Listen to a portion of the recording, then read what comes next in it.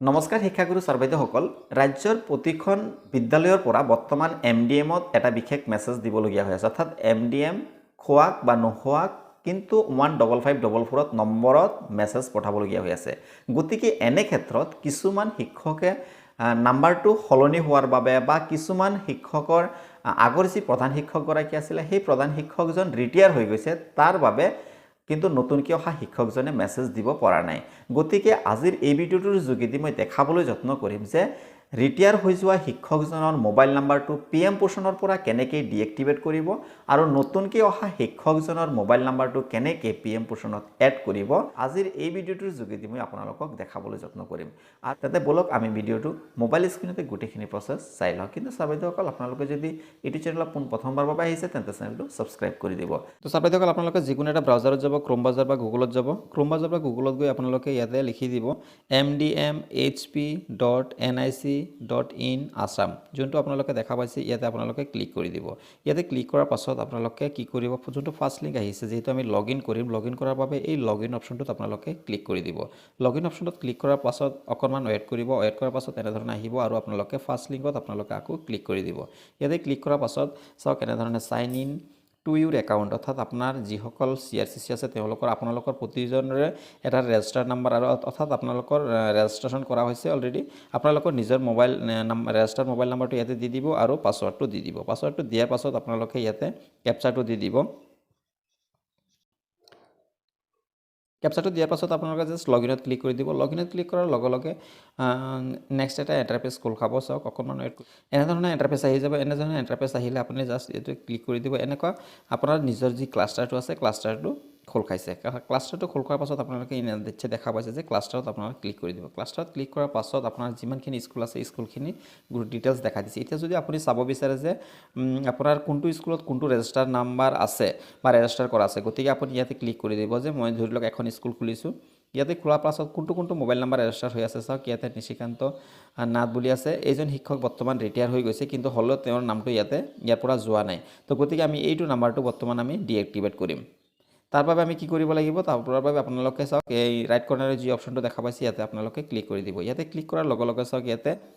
change user mobile number আছে add new user activate deactivate user বুলি আছে গতিকে আমি ফাৰ্ষ্ট টাইম এইটো নাম্বাৰটোক আমি ডিএক্টিভেট কৰি লওঁ ডিএক্টিভেট কৰি লওক আপোনালোকে হয়তো ক'ব পাৰে চেঞ্জ মোবাইল নাম্বাৰ কিন্তু চেঞ্জ মোবাইল নাম্বাৰ কৰিলে কিন্তু নামটো সেমে থাকি যাব নিশিকান্ত নাথে থাকি যাব কিন্তু তেওঁৰ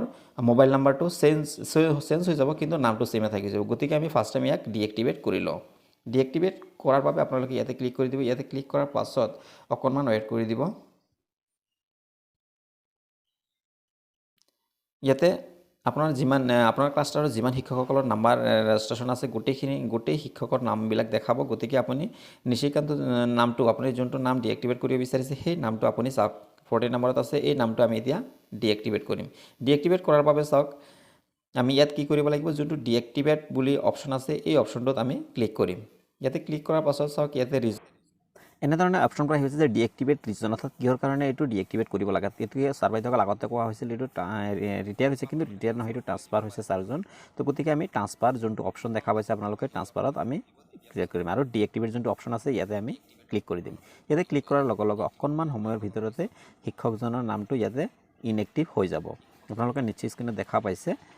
তো এনেধৰণে এতিয়া আহি গৈছে চাওক আমি নিশ্চয় আপোনালোকক দেখাম যে এই নিশিকান্ত যোনটো নাম আছিলে এই নামটো চাওক এতিয়া বৰ্তমান ইনএক্টিভ আপোনালোকে নিশ্চয় দেখা পাইছে এই নামটো বৰ্তমান ইনএক্টিভ হৈ গৈছে তো আপোনালোকে যদি আকৌ এক্টিভ কৰিব লাগে এক্টিভত আপোনালোকে ক্লিক কৰিলে পুনৰ আকৌ এক্টিভ হৈ যাব তো গতিকে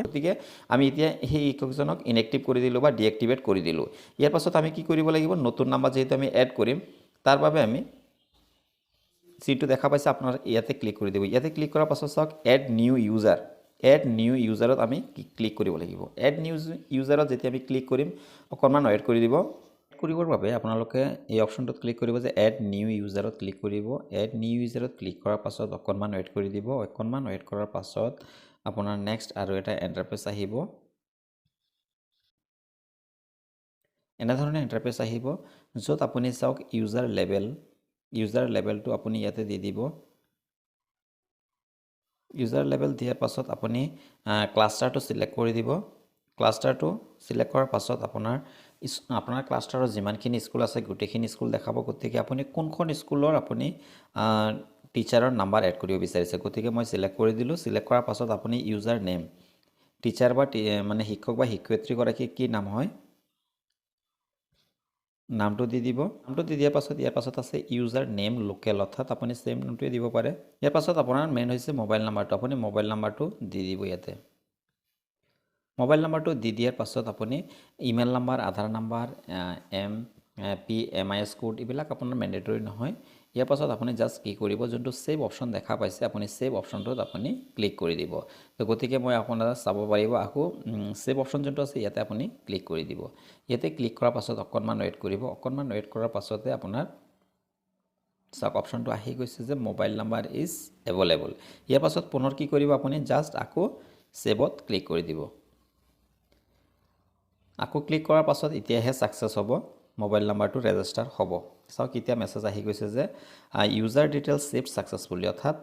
সেভ সাকসেসফুল হৈছে বুলি আপোনাৰ দেখাব কিন্তু এটা ক্লিকত জাষ্ট মোবাইল নাম্বাৰটো এভেইলেবল বুলি দেখাইছে যে মোবাইল নাম্বাৰটো ৰেজিষ্টাৰ কৰাৰ বাবে যোগ্য তাৰ পিছত আপুনি আকৌ এই সেভ বটনত আকৌ ক্লিক কৰিব লাগিব আকৌ সেভ কৰাৰ পিছতহে এইটো ডাটাটো সাকসেসফুল হৈছে বুলি দেখাব কিন্তু আপুনি এটা একবাৰ সেভত ক্লিক কৰিলে নহব তো ঠিক আছে আশা কৰিছো আপোনালোকে নিশ্চয় বুজি পাইছে তো এনে ধৰণে আপোনালোকে নিউ ইউজাৰক এড কৰিব পাৰিব ইয়াৰ পাছত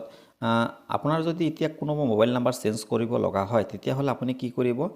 কি কৰিছে এই অপশ্যনটো দেখা পাইছে এই অপশ্যনটোত আপুনি ক্লিক কৰি দিব এই অপশ্যনটোত ক্লিক কৰাৰ পাছত চাওক ইয়াতে অপশ্যন আহি গৈছে change user mobile number change user mobile নাম্বাৰত আপুনি ক্লিক কৰিব লাগিব চেঞ্জ ইউজাৰত মোবাইল নাম্বাৰত যেতিয়া ক্লিক কৰিব অকণমান ৱেইট কৰিব আপোনাৰ ইয়াতে এটা অপশ্যন আহি যাব চাওক আপোনাৰ নিজৰ ক্লাষ্টাৰটো আহি গৈছে ক্লাষ্টাৰটো ডিস্ট্ৰিক্ট ব্লক গোটেইখিনি আহি যাব ইয়াতে চাৰ্জ বাই মোবাইল নাম্বাৰ আপুনি যোনটো মোবাইল নাম্বাৰ আগতে দিয়া আছে সেই মোবাইল নাম্বাৰটো ইয়াতে বা ওল্ড মোবাইল নাম্বাৰ যোনটো আছে এই ওল্ড মোবাইল নাম্বাৰটো আপুনি কি কৰিব লাগিব ইয়াতে দিব লাগিব ওল্ড মোবাইল নাম্বাৰটো দি দিব আৰু চাৰ্জ কৰিব চাৰ্জ ক্লিক কৰাৰ পাছতে আপোনাৰ সেই শিক্ষকজনৰ নামটো আহি যাব পুৰানা মোবাইল নাম্বাৰটো থাকি যাব আৰু আপোনাৰ নিউ মোবাইল নাম্বাৰটো দিয়াৰ বাবে অপশ্যন আহি যাব আপুনি তেতিয়া নিউ মোবাইল নাম্বাৰটো আপুনি দি দিব নিউ মোবাইল নাম্বাৰ দিয়াৰ পাছত আপুনি জাষ্ট সেভত বা অপশ্যন এটা থাকিব তাতে আপুনি ক্লিক কৰিব তাতে অপশ্যনত ক্লিক কৰাৰ লগে লগে আপোনাৰ নিউ নাম্বাৰটো সেভ হৈ যাব তো আশা কৰিছো আপোনালোকে নিশ্চয় বুজি পাইছে তো আপোনালোকে এনে ধৰণে আপোনালোকৰ মোবাইল নাম্বাৰসমূহ চেঞ্জ কৰিব পাৰিব বা এড কৰিব পাৰিব তো ছাৰ বাইদেউসকল আশা কৰিছো আপোনালোকে নিশ্চয় বুজি পাইছে আৰু যদি আপোনালোকে বুজাত কিবা অসুবিধা হৈছে আপোনালোকে কমেণ্টত নিশ্চয় জনাই দিব তো নেক্সট মই আকৌ লাগিলে দেখাবলৈ যত্ন কৰিম বা যিমান পাৰো মই সহায় কৰিবলৈ যত্ন কৰিম তো ছাৰ বাইদেউসকল আজি ভিডিঅ'টো ইয়াতে সামৰি মাৰিছো এনে ধৰণৰ আপডেটবোৰ সদায় পাবলৈ আপোনালোকে চেনেলটো সাবস্ক্ৰাইব কৰি দিব ধন্যবাদ সকলোকে